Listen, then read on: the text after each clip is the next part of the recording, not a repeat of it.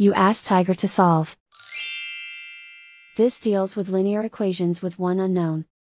The final result is x equals 60. Let's solve it step by step. Group all x terms on the left side of the equation. Add 15x to both sides. Group like terms.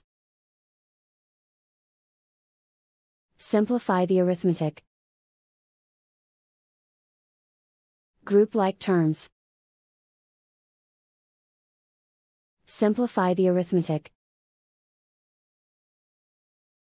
Group all constants on the right side of the equation. Add 900 to both sides. Simplify the arithmetic.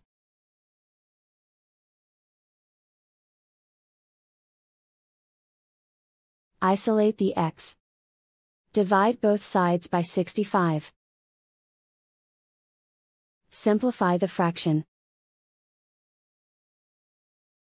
Find the greatest common factor of the numerator and denominator. Factor out and cancel the greatest common factor.